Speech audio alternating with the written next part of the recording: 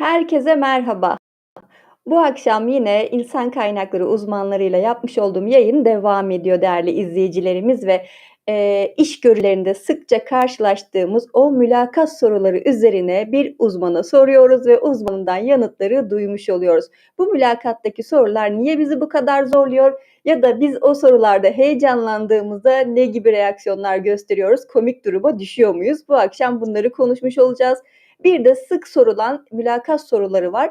Onları sevgili konuğuma yönlendirmiş olacağım ve kendisinin görüşleriyle birlikte güzel bir yayın gerçekleştireceğiz. Sizlerin de bu süre içerisinde sormak istedikleriniz, değinmek istedikleriniz konu başlığı olursa yazmaktan hiç çekinmeyin. Bu akşam soruları da yanıtlamaya gayret göstereceğiz her zaman olduğu gibi.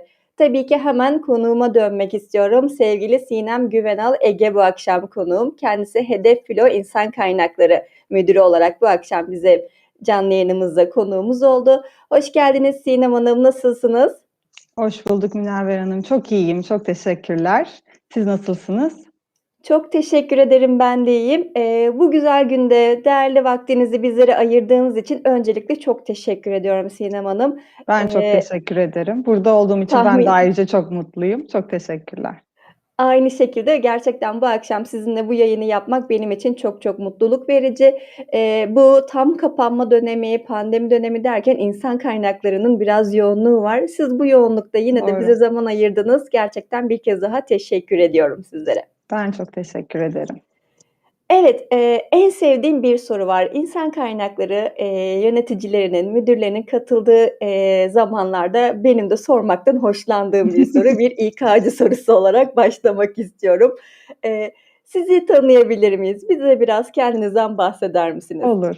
Tabii zaten hani Hedef Filo'dan bahsettiniz. Bir yılı aşkın bir süredir Hedef Filo'da insan kaynakları müdürü olarak çalışıyorum.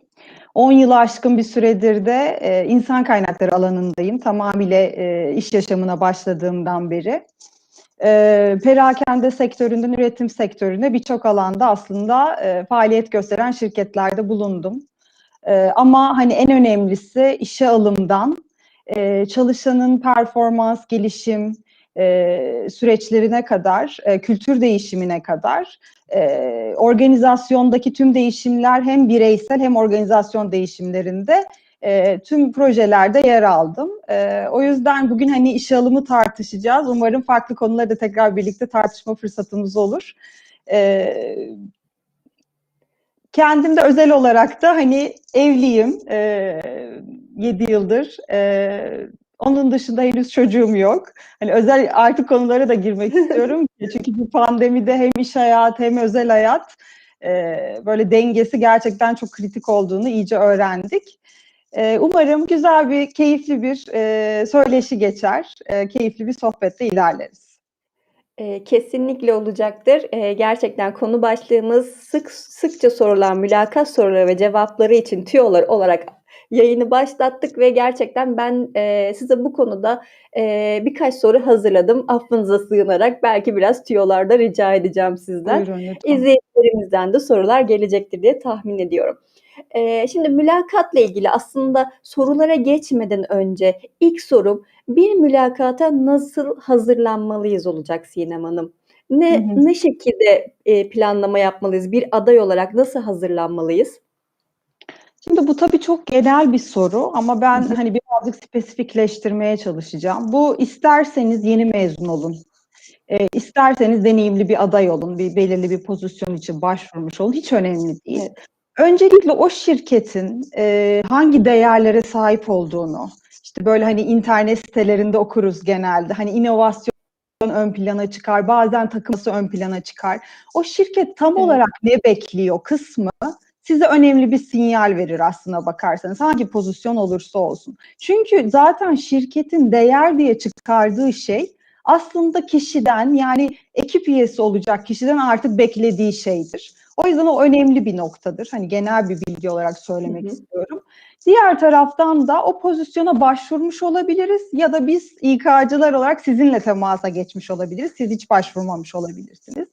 O durumda da pozisyondan ne bekleniyor? Gerçekten detaylı şekilde adayların Evet. anlamasını bekliyoruz. Çünkü o kişiye uygun mu değil mi, öylesine mi bir başvuru yapmış, ne yapmış kısmını özellikle önemsiyoruz. Şimdi orada tabii öncelikle bu bir ön koşul. Yani artık şirketi anlamak, pozisyondan ne bekliyorsunuz anlamak, o kritik.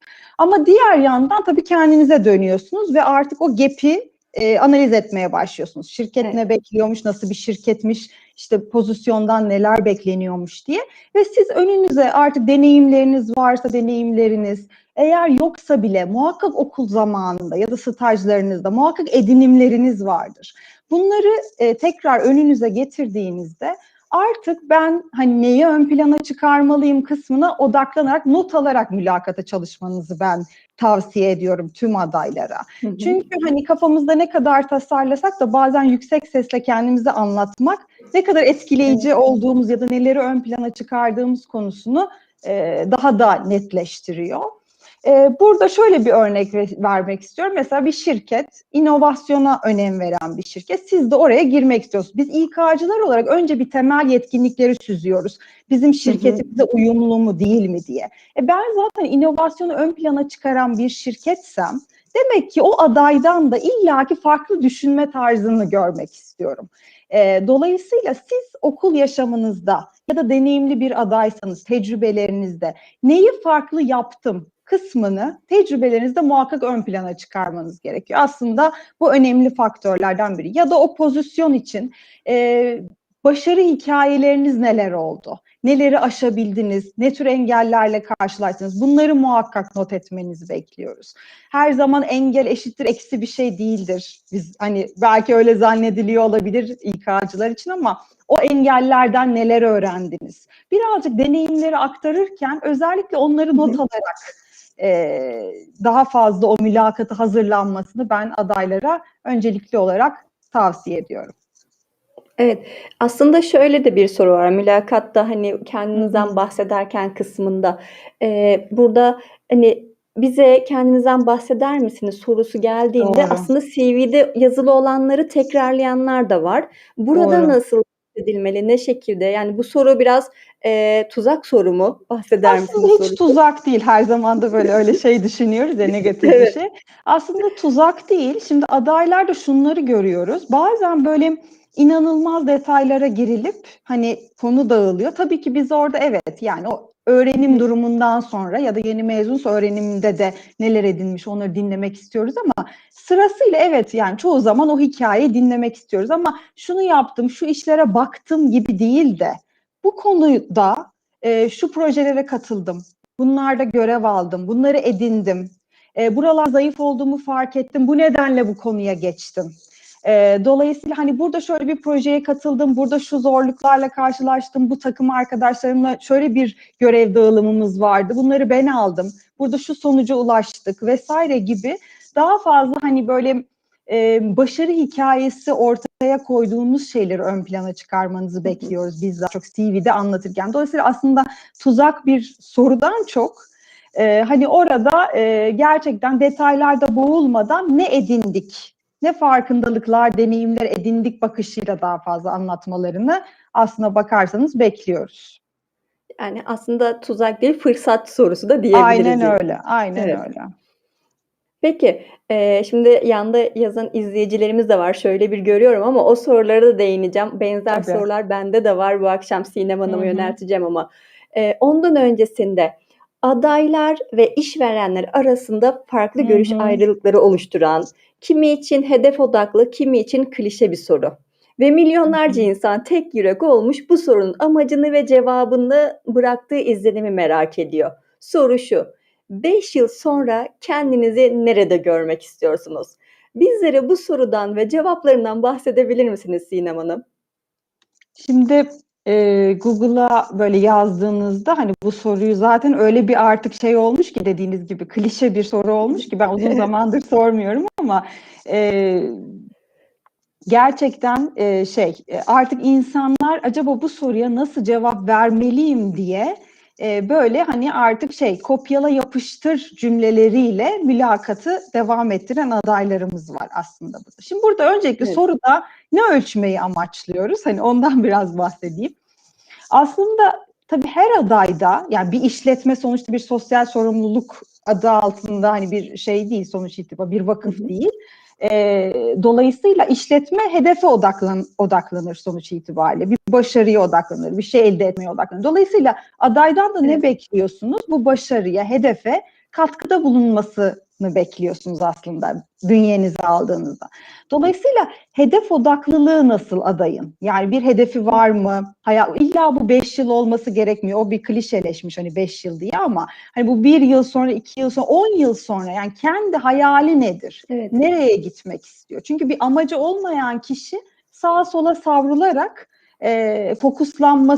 sağa sola savrulacak ve fokuslanması zorlanacak. Evet. Dolayısıyla biz orada hedef odaklı olup olmadığını soruyoruz aslına bakarsanız. Yani hedefi ne kadar gerçekçi ve bu hedef için neler yapıyor kısmını aslında sorgulamaya çalışıyoruz. Bir yandan da tabii o hedef ister istemez hani işletmenin de bakış açısı, işte pozisyonuyla da ilgili mi diye bir yandan da bakıyoruz ama orada tek cevabı hani 5 yıl sonra olmak istediğim şu demesiyle bitirmiyoruz tabii ki o soruyu. Hani 5 yıl sonra şuraya gelmek istiyor ya da şu konumda olmak istiyor, şu başarılara imza atmak istiyor dediğimiz noktada aslına bakarsanız onu dinlemek istiyoruz, onun ayrıntısını duymak istiyoruz. Evet. Aslında şöyle de olabiliyor. Bazen, hani, bununla biraz, dalga geçmek amaçlı ya da biraz, böyle, şey yapmak amaçlı da 5 yıl sonra kendinizi nerede görmek istiyorsunuz? Sizin koltuğunuzda görmek istiyorum diye, böyle, cevap Diye evet, yazanlar da var. evet, evet doğru. Şimdi yani şöyle ben en sık şeyi duyuyorum. Yönetici olmak istiyorum. Hımm. İşte bu Evet. bazen CEO oluyor, bazen işte yönetici olmak istiyor. Ama ben asıl cevap verilmesi gereken şu: neden yönetici olmak istiyorsun? Hani neye hizmet ediyor sendeki, değerindeki, kişiliğinle ilgili o hedefine giden yolculuk? Yani yönetici olmak bir hedef olamaz. Gerçekçi olmak gerekirse. Hani Hımm. yönetici olup neyi ortaya koymak istediğin için yönetici olmak istiyorsun? Asıl o sorunun cevabını arıyoruz aslına bakarsanız. O yüzden kendinizi de iyi tanımak bence orada kritik. Hani hangi değerinize hitap ediyor, hangi kişilik özelliğinizi destekliyor o koyduğunuz hedef. Biraz o yüzden soruyu kendinize de tekrar Hımm. sorarak cevaplandırmanızı ben öneriyorum tüm adaylara.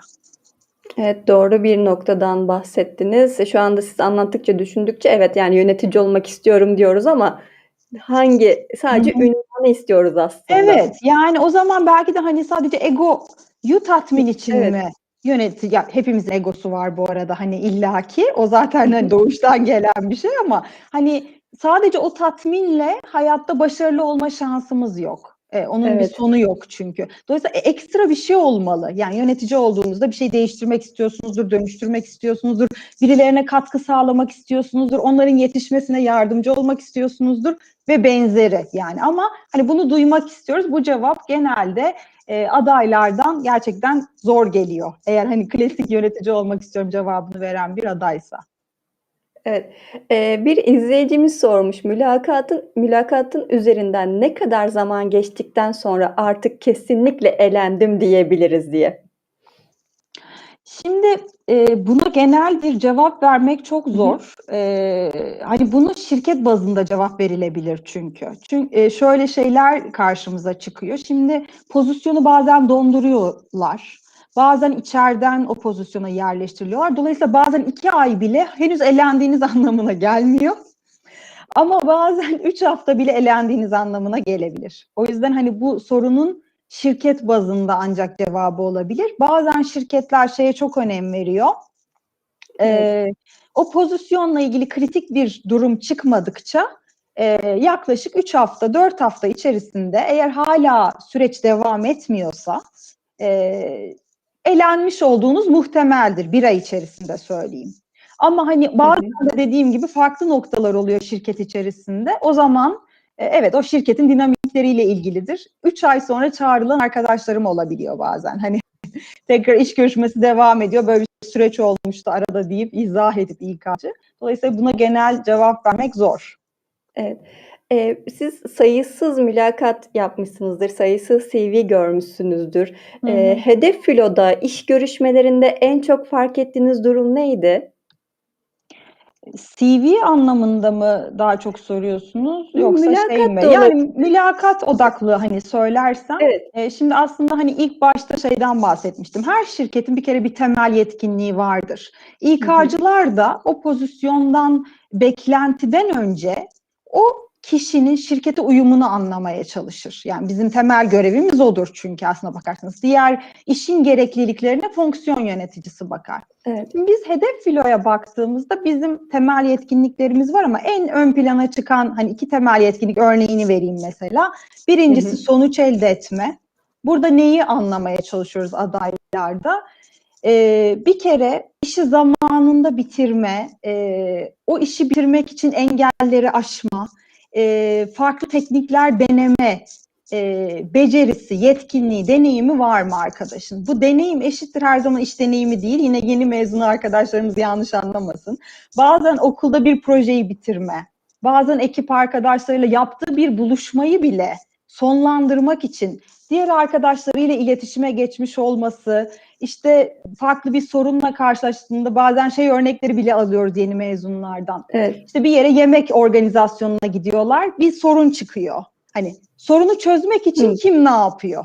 Bakın mesela çok önemli bir nokta. Evet. Siz ne yaptınız diyoruz. Bu kadar basit düşünün yani aslına bakarsanız. O kişinin zaten davranış eğilimi ortaya çıkıyor. Diyor ki hemen diyor işte oradaki diyor restoranı aradım. Oradaki restoranda öyle bir sorun olunca alternatif senaryo çalıştım. Alternatif senaryoda diğerlerini aradım. Arkadaşlarımı tek tek aradım. Organize ettim. Şimdi bu kişi sonuca gitmek için elinden geleni yapıp engelleri aşıyor. Bu bir deneyim bakarsanız aslında. İlla hani iş Evet. hayatında olması gerekmiyor. Diğer taraftan da liderlik de yapıyor ekibe. Farkındaysanız farklı yetkinlikte söylüyor Evet. aslında bize gibi. Ya da hedef filoda sürekli öğrenme ve gelişim bizim hani diğer mottolarımızdan biri. Hı hı. Kişi sürekli yani yaptığı işin ötesinde onu geliştirmek için ne yapıyor? Bunu hep adaylarda bakıyoruz. Hani o işi yaptın, peki daha iyi olabilecek bir nokta yakalamış mıydın? Ya bu evet hayır kapalı uçlu bir soru ama buradan sonra devam ediyorsunuz zaten. Yeni ortaya koyacağı şeyler neler oldu iş yerinde, okulunda? Peki gözlemlediğinde eksik noktalar var mıydı? Ne tespit ettin? Mesela sen yapamadın ama sen yapsan neyi yapardın?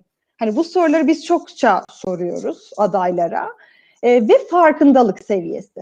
Yani Hı. kişi güçlü ve gelişim alanlarını biliyorsa zaten aslında kendini iyi yönetir. Kendini iyi yöneten insan da işini iyi yönetir. O yüzden Evet. de bu felsefeyle devam ediyoruz. Hani en önemli odaklandığımız alanlar özellikle bunlar. Evet, izleyicimiz LinkedIn'den izleyicimiz kriz ortamında lider olmak bu işte yazmış sizin verdiğiniz örnek üzerine. Hı hı. Şöyle bir bakıyorum hemen gelen sorular. Az önce bahsettiğiniz, hani, birkaç ayda beklenebilir Hı sorusu hı. mülakattan sonra, Hı hı. neden bu kadar çok beklenildi, belli bir filtreden mi geçiliyor şeklinde bir soru Doğru. işareti de oluşturulmuş. Hı hı, hı hı. Eee Hı hı. Şöyle bazen biz aslında şöyle zorlanmalar yaşıyoruz. Fonksiyon yöneticilerinin işte takvimine girmekte zorlanabiliyoruz ya da Evet. adayların assessment süreçlerinin tamamlanmasını bekliyoruz. Belirli adımlar var çünkü. Dolayısıyla o adımlarda tıkanma olduğunda bu tip gecikmeler oluyor. Evet, bir ay zaten hani çok uzun bir gecikme. Aslına Evet. bakarsanız daha kısa 2 haftada normalde cevap verilmesi gerekir ama hani ben hani en uzun vadede hani bu bir aylık bir süreç olmalıdır Hı hı. anlamında cevap vermiş oldum aslında bakarsanız. Bir de hani belki şeyi özellikle altını çizmek istiyorum hedef filo dediğimiz için. Evet. Biz genelde adaylara biz şey bir toplumuz biliyorsunuz çok konuşmayı seviyoruz sosyal genel anlamda söylüyorum herkes için söylemiyorum ama dolayısıyla hani çok sözel bilgiyle ilerliyor adaylar mülakatta Hı. da. Burada mesela önem verdiğimiz konulardan biri de söylediklerini veriye dayandırması. Mesela geçenlerde bir mülakatımda evet zaten diyor turnover oranı da çok yüksekti diyor şirketin diyor. Peki kaçtı diyorum. Hani yüksek ne demek? Hani sektöre Evet. göre mi ne? Tam hatırlamıyorum ama bayağı yüksekti. Şimdi tabii ki bu Varsayım. tek neden değildir elemek için ama Evet. yani bir şeyi sunuyorsanız arkasında onunla ilgili veriye, KPI'ya, yani gösterge dediğimiz şeylere de Evet. bakmalıyız. Yani bunun hani neden ben yüksek dedim? Çünkü sektöre göre böyleydi. Neden yüksek dedim? Çünkü hani bu ölçekteki bir firmada ortalama şu kadardır. Ama bizimki bu Evet. kadardı. Hani bunlara biraz daha kafa yormalıyız diye düşünüyorum ben.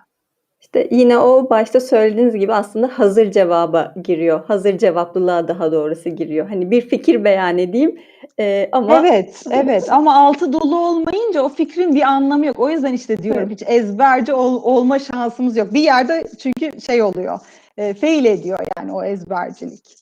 evet. Yine herkes adına bir soru yöneltmek istiyorum Sinem Hı Hanım hı. size. Verdiğiniz bilgiler çok değerli ve çok objektif şekilde yanıtlıyorsunuz. O yüzden çok çok teşekkür ederim tekrardan. Aynen. Eee, Başvuru yapılmış Hı ki hı. farklı iş arayışı yok. Şimdi CV'mizi gönderdik ama, mülakat sırasında şöyle bir soruyla karşılaşıyoruz. Bu işi neden istiyorsunuz? Bu sorunun İK uzmanları tarafından elbette ölçümlenen bir tarafı vardır. Ama böyle bir soruyla karşılaştığımızda, az önce de sizin bahsettiğiniz gibi nasıl samimi olabiliriz?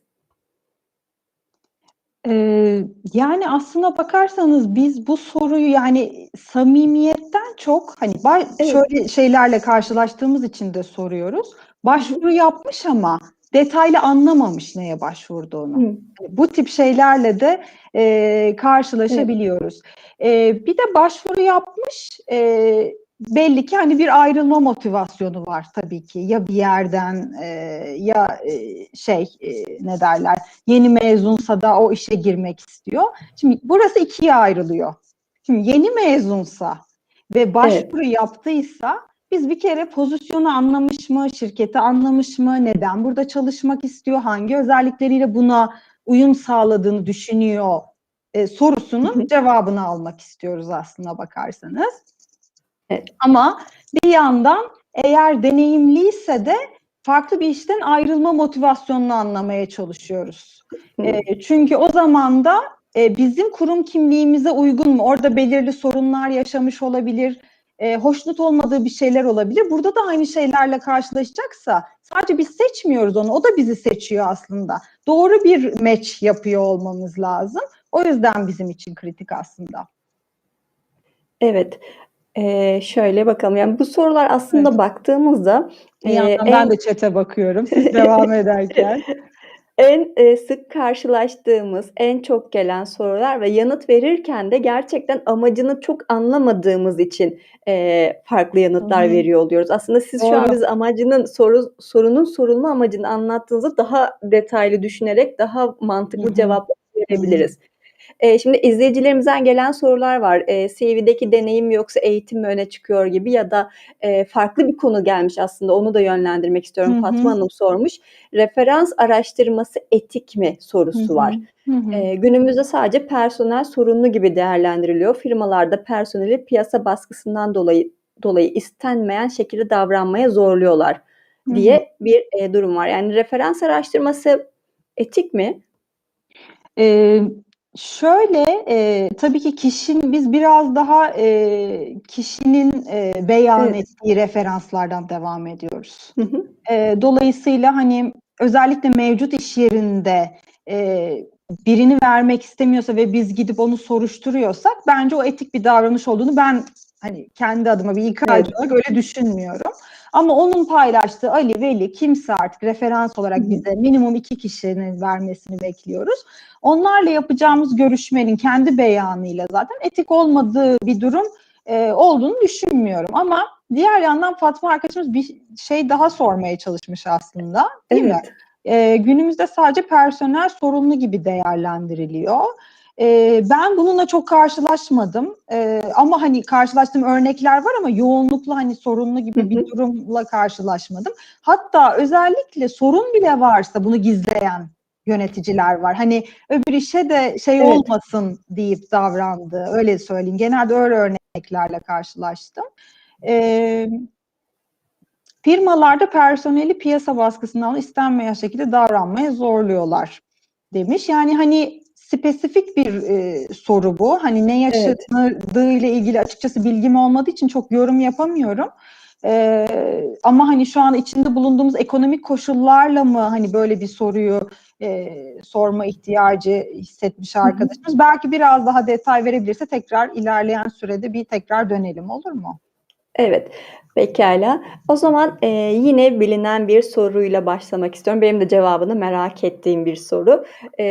En güçlü yönleriniz veya en zayıf yönleriniz nelerdir? Hı hı. Bu soru adayın kendisini yorumlaması ile ilgili sanırım. Ama Doğru. şöyle bir durum da var. Güçlü yönlerde övüyor, zayıf yönlerde gömüyor gibi bir durumda yaşanmaması için, burada aday nasıl düşünmeli ve nasıl yanıt vermeli Sinem Hanım? Şimdi yine burada da ezber Evet. yapmamamız gerektiğini söylemek istiyorum. Şimdi şeylerde fark ediyorum adaylarda. Güçlü yönü söylerken rahat. İşte çok sonuç odaklıyımdır. İşte iletişimim çok güçlüdür vesaire diye böyle önce gidiyor. Sonra gelişim alanına gelince bir tereddüt. Çünkü şöyle düşünüyorlar anladığım kadarıyla adaylar. Hani o koltuğa da oturunca ister istemez. Ee, Gelişim alanıyla ilgili bir şey söylersen bu benim haneme Evet. eksi olarak yazılır. Herhalde öyle düşünüyorlar. Oysa ki bu soru hiç eksi yazılma ile ilgili bir soru değil. Yani tabii ki burada da Hı hı. tutup hani kimse hani en kötü halini de söylemiyordur illaki. Bir denge olmalıdır. Yani stratejik Evet. olacağız diye de gelişim alanımızı söylemekten kaçınmayalım. Burada anlamak istediğimiz şey şu. Kişi güçlü ve gelişim alanlarının farkında mı? Hımm. Bunu da genelde ben mülakatın sonuna doğru sorduğum sorudur. Hatta ya son sorudur ya bir önceki sorudur, öyle söyleyeyim. Çünkü o süreye kadar zaten aslına bakarsanız ben adaydan o temel yetkinlikler var mı yok mu diye almaya başladım. Hatta bazen kişilik envanteri de geliyor önümüze. Oradan da Evet. görüyoruz zaten eğilimlerini. Ve güçlü gelişim alanları ne diye tekrar yansıtıyoruz. Bakalım kişi neleri keşfetmiş. Burada da oldu ki bir gelişim alanınız var ve bu sizin eksi olduğunuzu gösterecek mülakatçıya. Ne yapabilirsiniz? Hı hı. Gelişim alanınızı söylersiniz. Ben bunu zaten işte şu deneyimimde şunu yaparken fark ettim. Ya da yöneticim bunu söylemişti. Ben de kesinlikle onunla antat kaldım. Bunu geliştirmek için ve işime yansıtırken bunu minimize etmek için şu aksiyonları almaya başladım demesi bizim için okey. Yani çünkü hepimizin gelişim Evet. alanı var. Öyle bir insan yok ki hepimiz her yönümüzle güçlü olalım zaten. Dolayısıyla aslında bunu bekliyoruz. Evet. Hemen şöyle bakıyorum sorularımıza. Böyle soruları güzel sorular var. Hepsini toparlayıp da yönlendirmek Tamam, istiyorum. tabii ki. Herkesin, kendine bir pay çıkartabileceği şekilde yönlendirmek istiyorum size. Deneme sürecinden başarısız oldu, işten çıkarıldı. Tekrar başka bir kafeye girme ihtimali var mı? Onun dışında CV'deki deneyim mi yoksa eğitim mi var? Eee, ilk insan kaynakları yönetiminden mezun adaylar ne tarz sorular? Aslında, sevgili Büşra Hanım, bununla ilgili yayın da yapmıştım ben. Tabii yine Sinem Hanım'dan da yine tüyolar alırız burada. İnsan kaynakları bölümünden mezun olanlar ya da bu, bölümde çalışmak isteyenler için tüyolar şeklinde bir yayınım var. Orayı da izlemenizi tavsiye ederim. Sadece, İK'cılar da İK'cılarla görüştüğü için ne gibi Doğru. sorular gelir, onları yönlendirmiştik. Hemen şöyle bakıyorum. Eee Evet, şimdi o zaman genel bir toparlama yapacak olursak, yeni mezunlar için 5 yıl içinde kendinizi nerede görüyorsunuz sorusuna nasıl cevap verilmeli? Evet, bunları da az önce de, Sinem Hanım bahsetmişti yine mezunlarla da Belki ilgili tekrar olarak. şeyin Hı hı. altını çizelim Münevver Evet, Hanım. Yani burada ben hani daha önce de yeni katılan arkadaşlarımız oluyordur muhakkak. Ezber bir evet, cevabın doğru olduğunu asla inanmıyorum. Herkesin bir hedefi olmalı, bir amacı olmalı. O hedefe giderken böyle deriz ya hani mihenk taşlarını tek tek dizmeli, hangi evet, eğitimleri alması gerekiyorsa o eğitimleri almalı, sertifika programlarına katılmalı. E, Hangi deneyimler yani illa her zaman da işi olmamalı, bir projeye katılmıştır, işte bir enstitü bir proje çalışması yapıyordur, orada üye olmuştur, yardım etmiştir. Ya bunlar da her zaman bizim için katkı. evet, Sadece burada kritik olan şey neyi neden yaptığımızı lütfen anlayalım. Yani o hedefe giden yolda bize bir katkı sağlıyor mu, sağlamıyor mu? O işi neden yaptım, ne öğrendim? Yani hep güzel bir söz vardır. Bazen böyle işin içindeyken böyle sizinle karşılıklı konuştuğumuz gibi oraya kapılırız o konuşmaya. Ama ne konuştuk, ne evet, oldu diye böyle sonradan bakabiliriz. arada bir tiyatro oyuncusu değil de yönetmen koltuğuna oturmamız gerekiyor. Kendimize dışarıdan bakabilmemiz için. Ne oldu, neden yaptık kısmına. Çünkü bazen mülakatlarda şeylerle karşılaşıyorum. Evet. Diyor ki mesela İK güzel bir arkadaşımız şimdi sormuştu, siz de şey yapmıştınız. İK deneyimi Evet. olmayan, hani uzun dönemli staj yapmış arkadaşlarımız oluyor. Hani böyle ufak deneyimleri olmuş oluyor. Bazen hani bizim de bu arkadaşlarla çalışma fırsatımız oluyor ve görüşmeler oluyor. Şimdi bu görüşmelerde diyor ki ben insan kaynaklarında çalışmak istiyorum. Çok güzel. Neden insan kaynakları diyoruz? Çünkü benim diyor iletişimim çok iyi. Şimdi iletişim çok genel bir kavram. İletişim derken dinlemeye mi iyisiniz? Konuşmakta mı iyisiniz?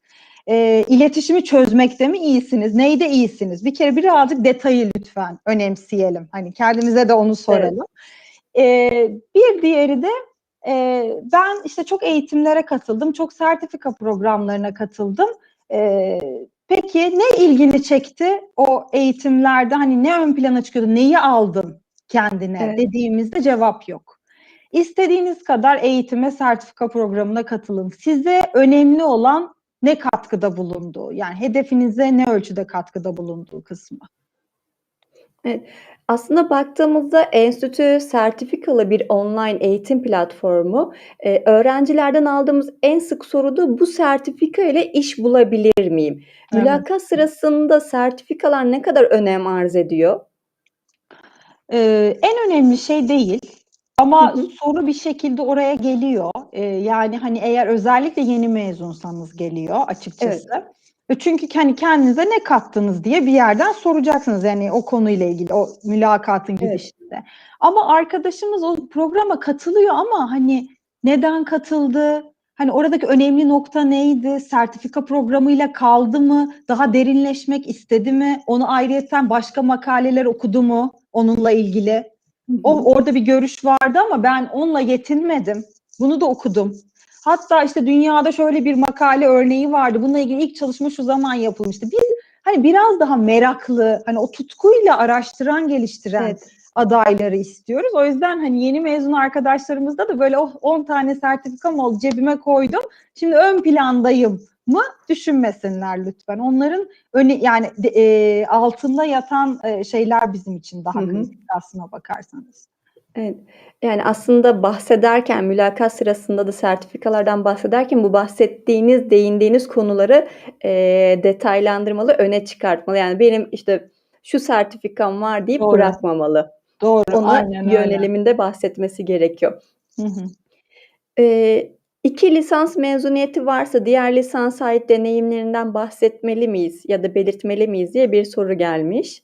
Bu da tamamıyla hangi pozisyona başvurduğunuzla ilgili. Evet, Eğer o pozisyonun gerekliliklerine hizmet ediyorsa tabii ki 2 lisansında deneyimlerinden evet. bahsedebilirsiniz, belirtebilirsiniz. Yani şöyle düşünün, elinizde bir şey var, yani bir pozisyon, bir şirket var ve sizin her yaptığınız oraya ne derecede katkı sağlıyor gözüyle bakmalısınız. Yani jenerikten Hı hı. çıkmalıyız. Yani 2 lisans bitirdim, üstüne MBA yaptım, üstüne şöyle yaptım değil de orada bir pozisyon var. O pozisyona hizmet eden hangi deneyimlere siz sahipsiniz ve aradaki gap ne? Siz neler yaptınız, neler yapmayı planlıyorsunuz diye hep oradaki şeyi o şekilde senkronize etmeniz gerekiyor mülakatlar öncesinde. Evet.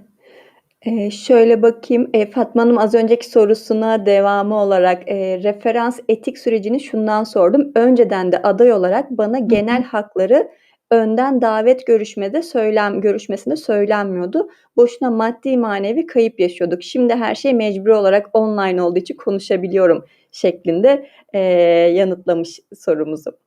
Önceden de aday olarak bana genel hakları önden davet görüşünü söyle. Okay, anladım. Evet, yani bu Evet. şey tabii boşu boşuna bir mülakat süreci. Evet, bunu yapmamak gerektiğini düşünüyorum. İki taraflı da. Hem adayın da açık olması gerekiyor hem İK'nın da aslında burada açık olması gerekiyor. Boşu boşuna hani bir zaman tüketimi olmaması adına. Evet.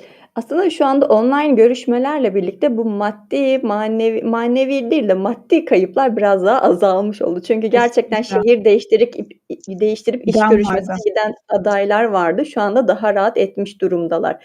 Peki, Eee, adayların, Hı daha doğrusu hı. adaylar için mevcuttaki işinizden neden ayrılıyorsunuz ya da Hı. neden ayrıldınız sorusu var. Çok kritik bir soru bu aslında. Kesinlikle. Burada en çok yapılan hatalardan bize biraz bahsedebilir misiniz Sinem Hanım? Şimdi burada, evet, yani yapılan şöyle bir hatayla ben çok Hı karşılaştım. hı. Biz burada ayrıntıya girip o şirkette detaylı neler yaşadığını öğrenmek istemiyoruz zaten. Asıl bu etik değil yani hani sonuç Evet. itibariyle. Ama adaylarda bunlarla karşılaşıyoruz. Yani yöneticisiyle ilgili, iş ortamında farklı kişilerle ilgili detaylı oradaki iletişim dili, iletişimler vesaire anlatılıyor. Ee, Ne kadar hani zorlansanız bile bu kadar detay anlatılmasını beklemiyoruz. Biz orada sizin motivasyon kaynaklarınızı anlamaya çalışıyoruz.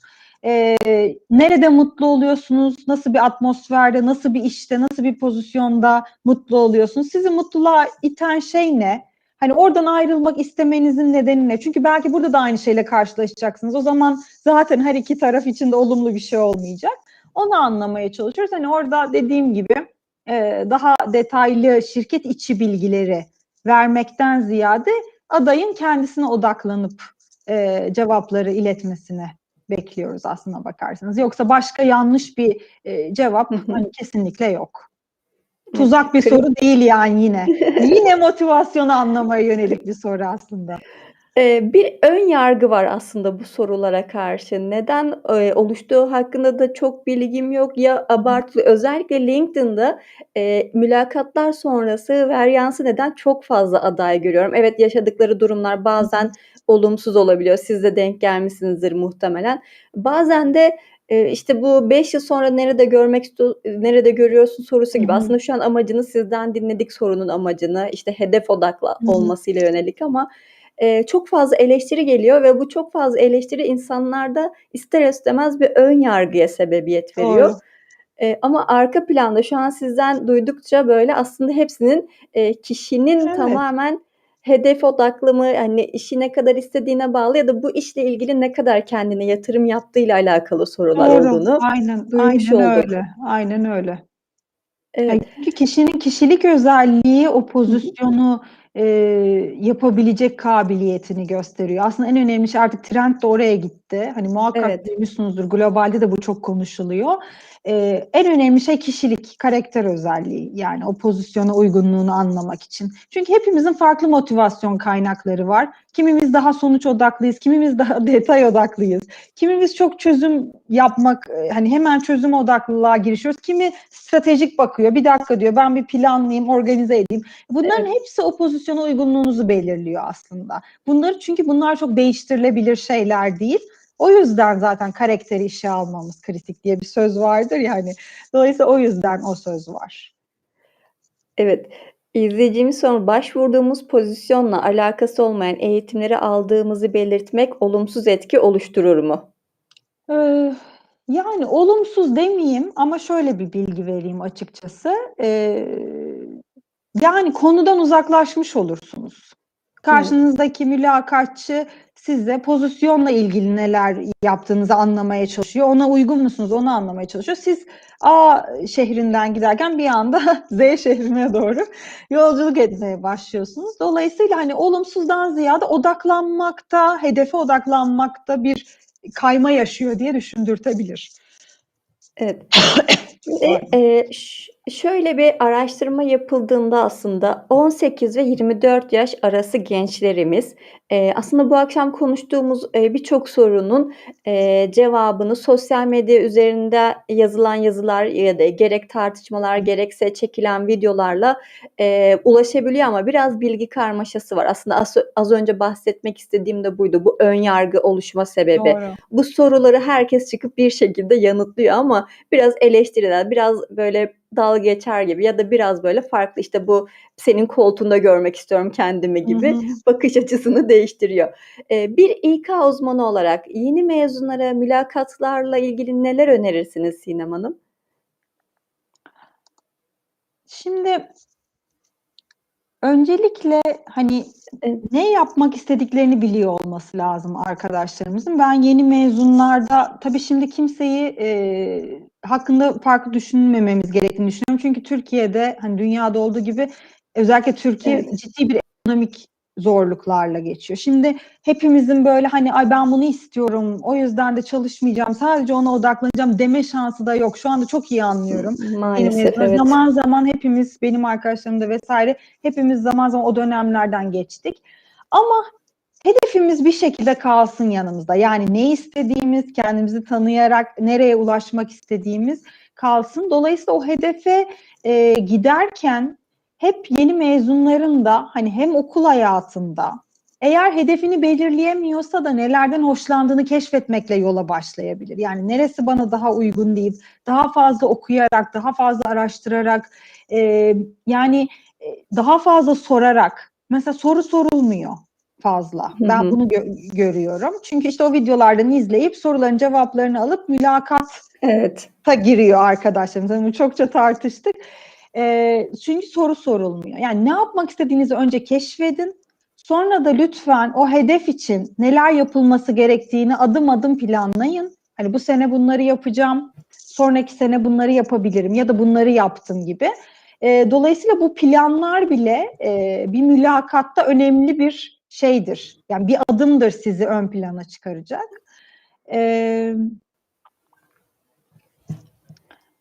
Pardon, bir yandan da şeylere de bakıyorum.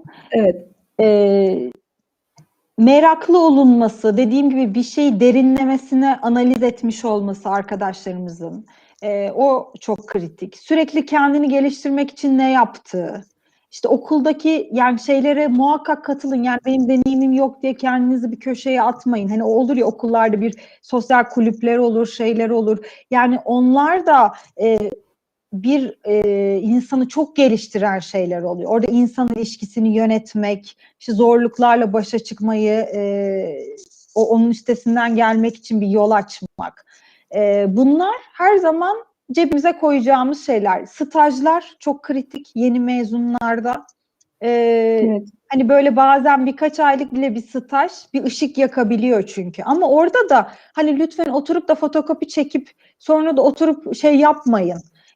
Nasıl diyeyim, hani bakıyorum ben bazen stajyerlere hiçbir şey Dosyalama. sormuyorlar. Ne Evet. verildiyse onu yaptım diyor. Yani ne verildiyse onu yapman için orada değilsin ki. Hani ne yapılıyor bu şirkette? İç iletişim faaliyetlerini öğrenebilirsiniz. İşe alım süreci nasıl ilerliyor? Benim destek olabileceğim bir şey var mı diyebilirsiniz. İnternetten araştırırsınız en basitinden. Bir İK'cı ne yapıyor? İK'da diyelim ki deneyim sahibi. Gidip onu stajda sorarsınız İK'cılara. Öyle diyeyim. Yani bize kimsenin, ben inanmıyorum ki cevapsız kalsın soruları. Yeter ki soru Evet. soralım, meraklı olalım, biraz sorgulayalım. Hazır yani şey olmayalım, ezberci bir nesil olmasın. Yani ben hani en çok önem verdiğim şeylerden biri o. Dolayısıyla bunlar en önemli konuların arasında. Biz de yeni mezunlarda en çok buna önem veriyoruz. Yani ekstra kendini geliştirmek için ne yapmış? Ne görev? Yani her zaman dediğim gibi bir kafe örneği bile verdim size, bir restoran örneği. Evet. Her zaman da deneyim değil aslında bakarsanız. Evet, şöyle bir baktığımızda, yeni mezun birinin okurken staj bulamamış olması, büyük bir dezavantaj mı mülakatta? Stajını yapamamış olması. Yani şöyle, staj yapması evet avantaj. Ama staj yapamamış olması bir dezavantaj oluyor tabii ister istemez aday için, ama bunu bertaraf etmek için de farklı şeyler yapabilir. Bir Evet. sürü mesela ücretsiz üye olabileceği topluluklar var. Orada proje görevlerine girebilir. İşte dediğim gibi eğitimler, sertifika programları var. Bunları alabilir. Ben bunu çabaladım. Siz çabalayın. Gerisi zaten geliyor. Hani farklı yollar size açılıyor. O dezavantajı bir yandan bertaraf etmek için farklı bir avantaj, alternatif senaryo çalışması gerekiyor tüm adayların aslında. Bunu yapamadım. Peki bunu bertaraf etmek için buradaki dezavantajımı ne yapabilirim kısmı. Evet. İzleyicimiz sormuş. Aslında sizin de bahsettiğiniz gibi sivil toplum kuruluşlarında insan kaynakları veya kurumsal iletişim alanlarına başvurularda nelere dikkat etmeliyiz diye. Şey biraz aşağı indi değil mi Münevver Hanım? O sivil Evet, toplum. biraz sorular aşağı indi. Hemen ben izleyicimizin ismini de şöyle bırakıyorum. Esra Nur Parlak Hanım sormuş. Hı hı. Sivil toplum Toplum kuruluşlarında insan kuruluşlarında kaynakları. Evet. bir daha okuyabilir misiniz? Tabii ki sivil toplum kuruluşlarında insan kaynakları veya kurumsal iletişim alanlarına başvurularda nelere dikkat etmeliyiz?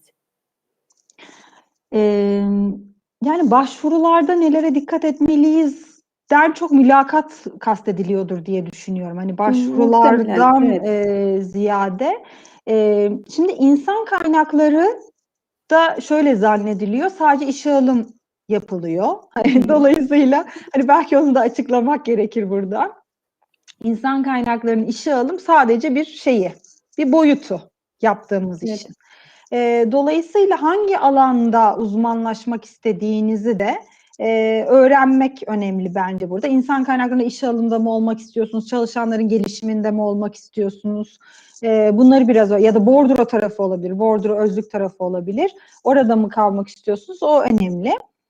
Halkla ilişkiler vardı değil mi? Bir de sorunun içerisinde halkla ilişkiler tarafı, İletişim, evet. iletişim Hı tarafı. hı.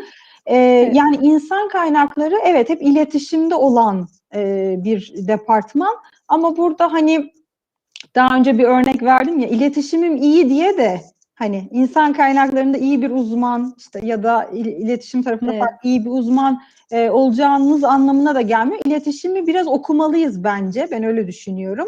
Hani iletişimin boyutları neler? İşte dinleme, anlama, orada ilişkiyi yönetme, çatışmayı yönetme. Bunların hepsi iletişimin altında yer alıyor. Dolayısıyla biraz daha hani kendimizi tanıyarak yine dediğim gibi orada neye odaklanacağımız bence kritik. Evet, şöyle bir soru var. Bu, gerçekten, muhtemelen, iş görüşmelerine daha önce tecrübesi olmayan adaylar için bir, yönlendirme cevabı olacaktır maaş bilgisiyle ilgili. İş ilanı verirken maaş bilgisi neden paylaşılmaz diye bir soru var.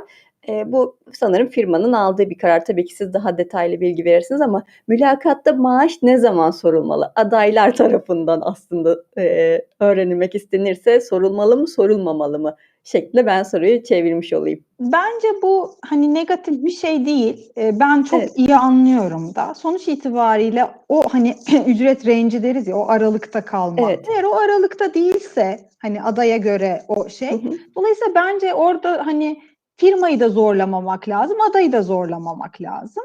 Bu tabii firma kararı dediğiniz gibi biraz. Hani ilana tutup da biz de ücreti yayınlamayız. Çünkü bir ücret aralığı vardır. Adayın deneyimine göre biraz farklılaşır. Ücret aralığı değişmez ama ücretin tam şeyi değişir tutarı. Hıı.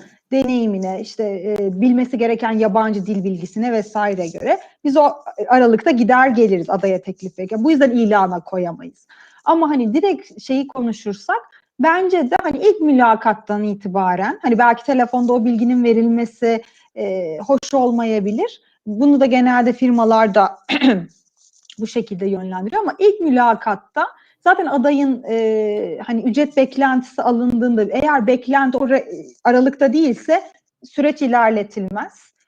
Ya da aday da sorabilir zaten. Yani burada da hani çok ücret odaklı gibi görünmedikçe hani karşı tarafı irite edebilecek bir durumda olacağını düşünmüyorum. Evet. Çok teşekkür ederim Sinem Hanım. Gerçekten çok kıymetli bilgiler verdiniz Ben ve çok hepsini teşekkür ederim. objektif şekilde ve cevapladığınız için de çok çok teşekkürler. Çünkü, sorular biraz bizler için ya da, eee, masanın diğer tarafında olanlar Hı hı. için, merak edilen sorulardı. Bu sorular nasıl düşünülmeli, nasıl yanıtlanmalı diye. Siz de hepsini yanıtladınız. Çok teşekkür ediyorum bir kez daha. Eklemek istediğiniz, son bir mesajınız, ya da söylemek istediğiniz son bir şey varsa onları da alabiliriz sizden. Çokça yineledim ama hani böyle ara ara katılanlar oluyor arada çete de gidiyor Evet. gözüm arada. Yani her adayın yani her insanın aslında önce kendini çok iyi tanımasını gerektiğini düşünüyorum. Kendinizi tanıdığınızda, güçlü gelişim alanlarınızı fark ettiğinizde, onlara yatırım yapmaya başladığınızda o klişe cevapları aramaya da çalışmayacaksınız aslında. Çünkü hani neyi neden yaptığınızı yavaş yavaş artık o algoritma beyinde oturmaya Evet. başlayacak ve o hedefe odaklanarak gitmeye başlayacaksınız. Biraz derinlemesine analiz yapmak, sorgulama becerimizi arttırmak, bazen hani sorgulama becerimiz yoksa şöyle egzersizler bile yapıyoruz bazen. Öylesine soru soralım. Hani çünkü soru sorma becerimiz eğitim hayatımızdan beri o kadar az ki. Hani soru sormadan ezbere eğitim sistemimiz olduğu için Evet. genel hatlarıyla. Dolayısıyla lütfen hani çokça kendinize de soru sorun. Başkalarına da soru sorun. Merakla öğrenmeye çalışın. Hem kendinizi keşfetmeye çalışın hem de yeni öğrendiğiniz şeyleri ve birçok farklı faktörle diye özetlemek istiyorum son cümlemi. Evet, çok çok teşekkür ediyorum. Bir kez daha bu akşam hem kıymetli bilgilerinizi hem de değerli vaktinizi Ben çok bizlere teşekkür ayırdınız ederim. ve paylaştınız. Değerli izleyicilerimize de çok teşekkür ediyorum. Gerek görüşlerinize gerekse sorularınıza bu akşam sizler de renk kattınız. Vermiş olduğunuz sorularla yayınımızı siz de renklendirmiş oldunuz. Bir sonraki canlı yayında tekrar görüşmek üzere diyorum. Kendinize çok iyi bakın, sağlıcakla kalın. Hoşça kalın.